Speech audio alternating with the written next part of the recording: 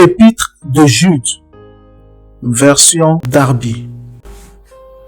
Jude, esclave de Jésus-Christ et frère de Jacques aux appelés, bien-aimé en Dieu le Père et conservé en Jésus-Christ, que la miséricorde et la paix et l'amour vous soient multipliés. Bien-aimé, quand j'usais de toute diligence pour vous écrire de notre commun salut, je me suis trouvé dans la nécessité de vous écrire afin de vous exhorter à combattre pour la foi qui était une fois enseignée aux saints.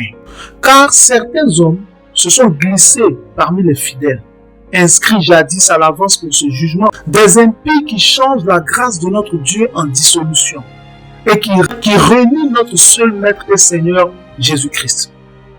Or, je désire vous rappeler, à vous qui une fois saviez tout, que le Seigneur ayant délivré le peuple du pays d'Égypte, a détruit ensuite ceux qui n'ont pas cru, et qu'il a réservé dans des lieux éternels, sous l'obscurité, pour le jugement du grand jour, les anges qui n'ont pas gardé leur origine, mais qui ont abandonné leur propre demeure, comme Sodome et Gomorrhe et les villes d'alentour, s'étant abandonné à la fornication de la même manière que ceux-là, et étant allés après une autre chair, sont là comme exemple, subissant la peine d'un feu éternel. De la même manière, cependant, ces rêveurs aussi souillent la chair et méprisent la domination et injurient la dignité.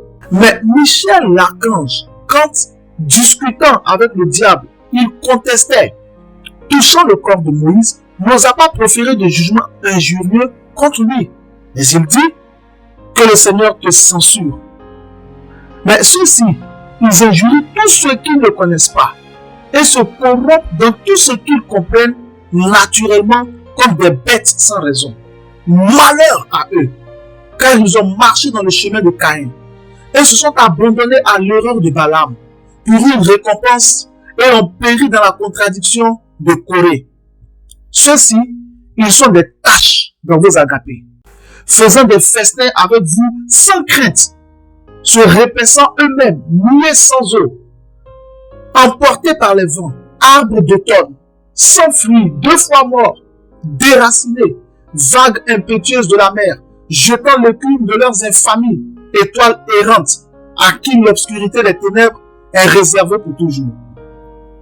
Or, Enoch aussi, le 7e depuis Adam, a prophétisé de ceci en disant: voici, le Seigneur est venu au milieu de ses saintes myriades pour exécuter le jugement contre tous et pour convaincre tous les impies d'entre eux de toutes leurs œuvres d'impiété qu'ils ont impiément commises et de toutes les paroles dures que les pécheurs impies ont proférées contre lui.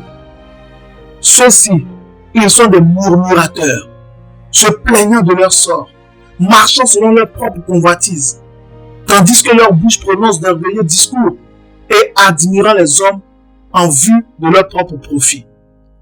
Mais vous, bien-aimés, souvenez-vous des paroles qui ont été dites auparavant par les apôtres de notre Seigneur Jésus-Christ. Comment ils vous disaient que, à la fin du temps, il y aurait des moqueurs marchant selon leur propre convoitise d'impiété. Ceux-ci sont ceux qui se séparent eux-mêmes, des hommes naturels n'ayant pas l'esprit. Mais vous, bien-aimés, vous édifiant vous-même sur votre sainte foi, priant par le Saint-Esprit, conservez-vous dans l'amour de Dieu, attendant la miséricorde de notre Seigneur Jésus-Christ pour la vie éternelle. Et les uns qui contestent, reprenez-les. Les autres, sauvez-les avec crainte, les arrachant hors du feu, haïssant même le vêtement souillé par la chair. Or, à celui qui a le pouvoir de vous garder sans que vous bronchiez et de vous placer irréprochable devant sa gloire avec abondance de joie, au seul Dieu, notre Sauveur, par notre Seigneur Jésus-Christ, gloire, majesté, force et pouvoir, dès avant tout siècle, et maintenant, et pour tous les siècles. Amen.